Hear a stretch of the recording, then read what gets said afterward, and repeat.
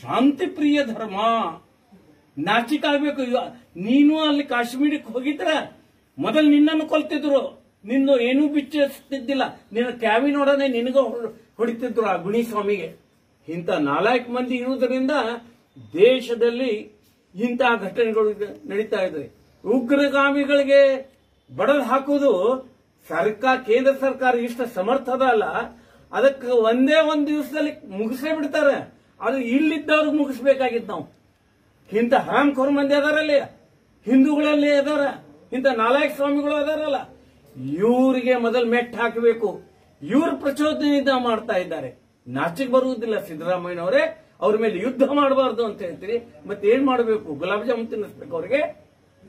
ನಿಮ್ಮ ಕಾಂಗ್ರೆಸ್ ರಾಷ್ಟ್ರೀಯ ಅಧ್ಯಕ್ಷರು ಹೇಳ್ತಾರೆ ಅವ್ರ ಮೇಲೆ ಉಗ್ರ ಕ್ರಮ ತಗೋರ್ಬೇಕು ಅಂತ. ನೀವು ಹೇಳ್ತೀರಿ ಯುದ್ಧ ಮಾಡಬಾರದು. ನಿಮ್ಮ ಕೆಲಸ ಅಲ್ಲ ಸಿದ್ದರಾಮಯ್ಯನವರೇ. ಕರ್ನಾಟಕ ನೋಡ್ಕೋರಿ, ನಿಮ್ ಗ್ಯಾರಂಟಿ ನೋಡ್ಕೋರಿ. ನಿಮ್ಮ ಕೆಲಸ ಅಲ್ಲದ ಯುದ್ಧ ಮಾಡಬೇಕು ಬಿಡಬಾರದು, ಅದು ಕೇಂದ್ರ ಸರ್ಕಾರ ನಿರ್ಣಯ ಮಾಡ್ತಾರೆ. ನಿಮ್ಮ ಜಾಗ ಗಟ್ಟಿ ಮಾಡ್ಕೊರಿ. ಇದು ಏನ್ ಮುಸಲ್ಮಾನ್ ಓಲೈಕರನ್ನು ಮಾಡಾಕತ್ತೀರಿ, ಅದರಿಂದ ದೇಶದಲ್ಲಿ ಉಗ್ರಗಾಮಿಗಳು ಇನ್ನೂ ಹೆಚ್ಚಾಗ್ತಾ ಇದ್ದಾರೆ. ಇವರನ್ನು ಮುಗಿಸ್ಬೇಕು ಅಂತಂದ್ರೆ ಮೊದಲು ನಮ್ಮಲ್ಲಿ ಇರ್ತಕ್ಕಂತ ಈ ಹೇಡಿ 4 ಹಿಂದೂಗಳು ಯಾರ್ಯಾರು ಅದಾರೋ, ಯಾವ್ಯಾವ ಪಕ್ಷದಲ್ಲಿ ಅದಾರ, ಎಲ್ಲ ಕಡೆ ಅದಾರ. ಕೆಲವು ಕಡೆ ಹೆಚ್ಚು ಅದಾರ, ಕೆಲವು ಕಡೆ ಕಡಿಮೆ ಅದಾರ. ಇಂಥ 4 ಹಿಂದೂಗಳು ಅವರನ್ನು ಸರಿಪಡಿಸಬೇಕು, ಅವರಿಗೆ ಮೆಟ್ಟು ಹಾಕಬೇಕು. ಇಂಥ 4 ಸ್ವಾಮಿಗಳಿಗೂ ಕೂಡ ಮೆಟ್ಟು ಹಾಕ್ತಕ್ಕಂತ ಕೆಲಸ ಮಾಡಬೇಕಾಗಿದೆ. ಮುಂದೆ ಬರ್ತಕ್ಕಂತ ದಿವಸಗಳಲ್ಲಿ ಹಿಂದೂಗಳು ಒಗ್ಗಟ್ಟಾಗಿದ್ದರೆ ಮಾತ್ರ ಈ ದೇಶ ಬದುಕ್ತದ. ಮುಂದೆ ಬರತಕ್ಕಂತ ದಿವಸಗಳಲ್ಲಿ ಹಿಂದೂಗಳು ಒಂದಾಗಿದ್ದರೆ ಮಾತ್ರ ಈ ದೇಶದ ಸಂವಿಧಾನ ಬದುಕ್ತದ. ಹಿಂದೂಗಳು ಒಂದಾದಾಗ ಮಾತ್ರ ಈ ದೇಶದ ರಾಷ್ಟ್ರೀಯತೆ, ಸಂಸ್ಕೃತಿ, ಪರಂಪರೆ ಬರ್ತದ. ಈ ದೇಶ ಬದುಕಬೇಕು ಅಂತಂದ್ರೆ ಹಿಂದೂಗಳು ಗಟ್ಟಿಯಾಗಬೇಕು. ಈ ದೇಶ ಬದುಕಬೇಕಾದಂತರೆ, ಸಂವಿಧಾನ ಬದುಕಬೇಕಾದ್ರೆ ನಾವು ಹಿಂದೂಗಳು ಒಂದಾಗಬೇಕು. ಹಿಂದೂಗಳು ಒಟ್ಟಾಗಿ ಕೆಲಸ ಮಾಡಿದಾಗ ಆಗ್ತದೆ. ಇನ್ನು ಮುಂದೆ ಯಾರೂ ಸಹಿತ ದೇಶದ್ರೋಹಿಗಳನ್ನು ಬೆಂಬಲ ಮಾಡತಕ್ಕಂತ ಮಾತು ಮಾತಾಡಬಾರ್ದು. ಇವತ್ತೇ ಒಬ್ಬರು ಪೇಪರ್ನಲ್ಲಿ ಕೊಟ್ಟಿದ್ದಾರೆ, ಯಾಕಂದ್ರೆ ಹೇಳಿಕ್ಕೂ ನಾಚಿಕೆ ಬರ್ತದ. ನಮ್ದೇ ಜಿಲ್ಲೆಯವರು ಜಾತಿ ನೋಡಿ ಮಾಡಿಲ್ಲ ಅಂತ. ಜಾತಿ ನೋಡಿ ಮಾಡಿಲ್ಲ, ಧರ್ಮ ನೋಡಿ ಮಾಡಿದ್ದಾರೆ. ಕೊಲ್ಲುವ ಅವರು ಜಾತಿ ಕೇಳೇ ಇಲ್ಲ ಯಾರಿಗೂ. ಅವ್ರು ಪೇಪರ್ ಏನ್ ಕೊಟ್ಟಾರ, ಜಾತಿ ನೋಡಿ ಹೊಡೆದಿಲ್ಲ ಅಂತ. ಜಾತಿ ನೋಡಿ ಹೊಡೆದಿಲ್ಲಪ್ಪ, ಧರ್ಮ ನೋಡಿ ಹೊಡೆದಿದ್ದಾರೆ. ಜಾತಿ ಜಾತಿ ಇದೇ ರೀತಿ ನೀವು ಜಾತಿ ಮಾಡೋದಂದ್ರೆ ಹಿಂದೂ ಸಮಾಜವನ್ನು ಒಡೆಯಾಕತ್ತೀರಿ, ಈ ದೇಶ ಒಡೆಯಾಕತ್ತೀರಿ.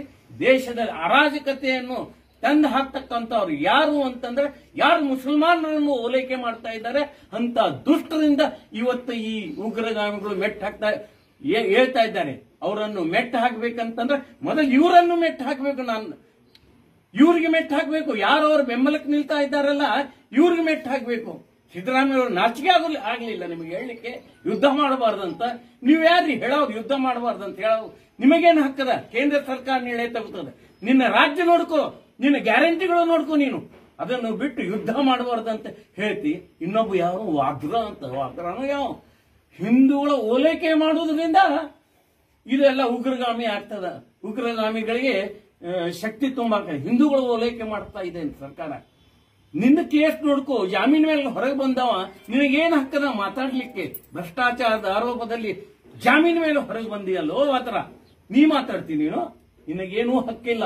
ಯಾರ್ಯಾರು ನಾ ಅಂತೀನಿ, ಇನ್ನು ಮುಂದೆ ಯಾರಾದರೂ ಈ ದೇಶದ ಬಗ್ಗೆ, ಹಿಂದೂಗಳ ಬಗ್ಗೆ ಯಾರಾದರೂ ಮಾತಾಡಿದರೆ ಅವರನ್ನು ಹೆಡೆ ಮುಡಿತಕ್ಕಂಥ ಕೆಲಸ ಮೊದಲು ಇವ್ರದ್ದು ಮಾಡಬೇಕಾಗಿದೆ. ಈ ಟೆರರಿಸ್ಟ್ ತಗಣಿ ಹೊಡೆದಂಗೆ ಹೊಡಿತಾರೆ ಕೇಂದ್ರ ಸರ್ಕಾರ, ತಗಣಿ ಹೊಡೆದಂಗೆ. ಇದ್ರದ್ದು ಹೊಡೆದಲ್ಲ, ಇವರನ್ನು ಮೊದಲು ಯಾರು ಹಿಂದೂಗಳ ವಿರೋಧವಾಗಿದ್ದಾರೆ, ಯಾರು ದೇಶದ್ರೋಹಿಗಳಿದ್ದಾರೆ ಅವರನ್ನು ಮೆಟ್ಟಬೇಕು. ಅದರಲ್ಲಿ ಸ್ವಾಮಿಗಳು ಕೂಡ ಇದ್ದಾರೆ. ಕೆನೇರಿ ಸ್ವಾಮಿಗಳು ಅದೇ ಹೇಳಿದ್ದಾರೆ. 4 ಸ್ವಾಮಿಗಳು ಕೂಡ ಇದ್ದಾರೆ. ಆ 4 ಸ್ವಾಮಿಗಳು ಪಾದ ಪೂಜಾ ಮಾಡಬೇಡ್ರಿ, ಅವ್ರು ಯಾರು ಊರೊಳಗೆ ಬರ್ಲಿಕ್ಕೆ ಕೊಡಬೇಡಿ ಅನ್ನತಕ್ಕಂಥ ಮಾತನ್ನು ಬಹಳಷ್ಟು ಆಕ್ರೋಶ ಬರ್ತಾ ಇದೆ. ರಕ್ತ ಕುದಿತಾ ಇದೆ. ರಕ್ತ ಎಲ್ಲರದ್ದು ಕುದಿಬೇಕು. ಈ ಘಟನೆ ನಡೆದದ್ದು ಎಲ್ಲರ ರಕ್ತ ಕುದಿಲೇಬೇಕು. ರಕ್ತ ಕುದಿಲಿಲ್ಲ ಅಂತಂದ್ರೆ ಅವನ ರಕ್ತ ಅಲ್ಲ, ಅದು ನೀರು. ಭಾರತ ಬದುಕಬೇಕಂದ್ರೆ ಹಿಂದೂಗಳು ಬದುಕಬೇಕು. ಮೊದಲು ಭಾರತ ಬದುಕಬೇಕಾದ್ರೆ ಹಿಂದೂಗಳು ಬದುಕದಾಗಲೇ ಮಾತ್ರ ಬಿಜೆಪಿನೂ ಇರ್ತದೆ, ಜೆಡಿಎಸ್ನೂ ಇರ್ತದೆ, ಕಾಂಗ್ರೆಸ್ನೂ ಇರ್ತದೆ. ನೆನಪು ಮಾಡ್ಕೊಡ್ತೀನಿ ನಾನು ಖರ್ಗೆ ಅವ್ರಿಗೆ. ನಿಮ್ಮ ತಾಯಿಯನ್ನು ತಂಗಿಯನ್ನು ಸುಟ್ರಲ್ರಿ, ಯಾರವ್ರು ಸುಟ್ಟವ್ರು? ದಲಿತ ಮನೆ ಅಂತ ಬಿಟ್ರೇನು ಇದೇ ಮುಸಲ್ಮಾನರು ಸುಟ್ಟದ್ದು ನಿಮ್ಮ ಮನೆ. ಈಗ ಅದನ್ನು ನಾಚಿಕೆ ಬರೋದಿಲ್ಲ ನಿಮಗೆ ಹೇಳಕ್ಕೆ. ಇಂಥದನ್ನು ಉಗ್ರವಾಗಿ ನಾವು ಖಂಡಿಸೋದ್ರ ಮುಖಾಂತರ ಜಗತ್ತು ಖಂಡನೆ ಮಾಡ್ತದ. ನಾ ಎಲ್ಲರಲ್ಲೂ ವಿನಂತಿ ಮಾಡ್ತೀನಿ, ಇಂಥದನ್ನು ಖಂಡಿಸಬೇಕು. ಪಾಕಿಸ್ತಾನದ ಧ್ವಜ ಟಿವಿಯಲ್ಲಿ ನೋಡಿದೆ, ಪಾಕಿಸ್ತಾನ ಧ್ವಜ ತುಳಿದರ ಯಾರೋ ಒಂದಿಬ್ರು ಹೆಣ್ಣು ಮಕ್ಕಳು ಅದನ್ನು ತೆಗೆದ್ರು ನೋಡ್ರಿ. ಸ್ವಾಭಿಮಾನ.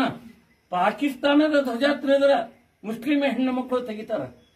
ಆ ತೆಗೆದವರು ಯಾರು ಹಚ್ಚಾರ ಅವ್ರ ಮೇಲೆ ಕೇಸ್ ಮಾಡ್ತಾರೆ.